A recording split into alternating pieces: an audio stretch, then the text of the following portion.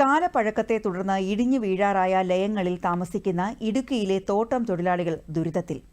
ഏത് സമയവും അപകടം സംഭവിക്കാവുന്ന അവസ്ഥയിലാണ് ലയങ്ങളും ഇവിടെ കഴിയുന്നവരും. റിപ്പോർട്ട് കാണാം. സംസ്ഥാനത്ത് വാസയോഗ്യമല്ലാത്ത 2110 ലയങ്ങളിലായി 31,412 കുടുംബങ്ങളാണ് കഴിയുന്നത്. തോട്ടങ്ങളിലെ ഭൂരിഭാഗം ലയങ്ങളും ദിവസം ചെല്ലുന്തോറും മോശമായി എപ്പോൾ വേണമെങ്കിലും തകർന്നു വീഴാവുന്ന അവസ്ഥയിലാണ്. ഇടിഞ്ഞു പൊളിഞ്ഞ് ഏത് സമയത്ത് ഇവർ കിടക്കുന്ന റൂമുകളുടെ മേളുവശമൊക്കെ ആണെങ്കിൽ ഏത് സമയത്തും ഇടിഞ്ഞു പൊളിഞ്ഞ് ഇവരുടെയൊക്കെ ഉറക്കത്തിൽ തന്നെ ഇവരുടെയൊക്കെ ദേഹത്തോട്ട് വീഴുന്ന ഒരു അവസ്ഥയിലാണ് ഇരിക്കുന്നത്. ബാത്റൂമിൽ പോയിരിക്കുമ്പോൾ മേളിലോട്ട് വീഴുന്ന അവസ്ഥയാണ്. കുഞ്ഞു പിള്ളേരടക്കം എല്ലാവരും ഉപയോഗിച്ചുകൊണ്ടിരിക്കുന്ന ഒരു ബാത്റൂമിന്റെ അവസ്ഥയാണ് ഈ കാണുന്നത്. 600-700 തൊഴിലാളികളുണ്ട്, അന്യസംസ്ഥാന തൊഴിലാളികളും മലയാളികളും അടക്കം. എല്ലാ ലയങ്ങളുടെയും അവസ്ഥ ഇതുതന്നെയാണ്. മൊത്തം പോയി കിടക്കുന്നു. ഇവർക്ക് യാതൊരുവിധ സൗകര്യങ്ങളും ഉണ്ടാക്കി കൊടുക്കുന്നില്ല. ഇവർ കുടിക്കുന്ന വെള്ളമാണെങ്കിൽ പോലും കിണറുകളാണെങ്കിൽ പോലും ശുചീകരിച്ചു കൊടുക്കുന്നില്ല. 32 വർഷമായി അവിടെ പണിയാൻ തുടങ്ങിയിട്ട്. ഇന്ന് വരെ ആ ഫ്രണ്ട് ശരിയാക്കുകയല്ലാതെ ഫ്രണ്ട് കട്ട വെച്ച് ഇന്ന് ശരിയാക്കി തന്നുള്ളൂ. അത് കഴിഞ്ഞ് പിന്നെ ഒന്നും ചെയ്തിട്ടില്ല. പിന്നെ ബാത്റൂമിൻ്റെ അവസ്ഥ ഭയങ്കര ശോചനീയാവസ്ഥയാണ്. ലയങ്ങൾ അടിയന്തരമായി നവീകരിക്കുകയോ വീട് നിർമ്മിക്കുകയോ ചെയ്യണമെന്ന് ജസ്റ്റിസ് കൃഷ്ണനായർ കമ്മീഷൻ 2017 നിർദ്ദേശിച്ചിരുന്നു.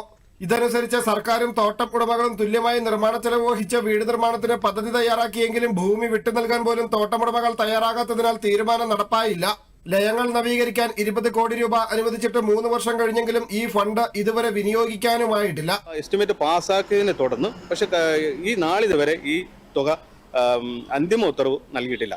അതിനെ തുടർന്ന് ഞാൻ വീണ്ടും നിവേദനം നൽകി. നിവേദനം അയച്ചതിനെ തുടർന്ന് ധനകാര്യ വകുപ്പ് വീണ്ടും ഈ തുക പാസ്സാക്കി തൊഴിൽ വകുപ്പ് നൽകുകയും ചെയ്തു. പക്ഷേ നാളിതുവരെ ഈ തുക വിനിയോഗിക്കപ്പെട്ടിട്ടില്ല. അതുകൊണ്ട് തന്നെ ഈ തോട്ട ലയങ്ങളെല്ലാം വീണ്ടും ശരിക്കും പറഞ്ഞാൽ അടച്ചുപൂട്ടിയ തോട്ടങ്ങൾ, പ്രത്യേകിച്ച് കോട്ടമല വാഗമൺ ഡിവിഷനിൽ വരുന്ന MMJ പ്ലാന്റേഷനിൽ വരുന്ന കോട്ടമലയും അതുപോലെ തന്നെ ബോണ എസ്റ്റേറ്റുകൾ എല്ലാം തന്നെ ഇടിഞ്ഞു വീഴാറായ സ്ഥിതിയിലാണ്. അതുപോലെ തന്നെ നമുക്ക് ചീന്തലാർ 1 ഡിവിഷൻ, അതുപോലെ തന്നെ ലോണ്ടറി എസ്റ്റേറ്റ്, ഇതുപോലുള്ള എസ്റ്റേറ്റുകളെല്ലാം തന്നെ ലയങ്ങളെല്ലാം ഇടിഞ്ഞു വരായ സ്ഥിതിയിലാണ്. എന്തായാലും ഈ വരും മഴക്കാലത്തിന് മുമ്പ് തന്നെ ഈ ലയങ്ങളെല്ലാം നവീകരിക്കണം. നവീകരിക്കാത്ത പക്ഷം ഈ ലയങ്ങളെല്ലാം ഇടിഞ്ഞു വീണ് ഒരുപാട് മരണങ്ങൾ സംഭവിക്കാൻ ഇടയാകും.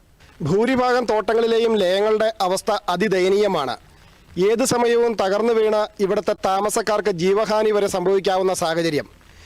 തങ്ങളും മനുഷ്യരാണെന്ന പരിഗണനയാണ് ഈ പാവങ്ങളായ തൊഴിലാളികൾ പ്രതീക്ഷിക്കുന്നത്.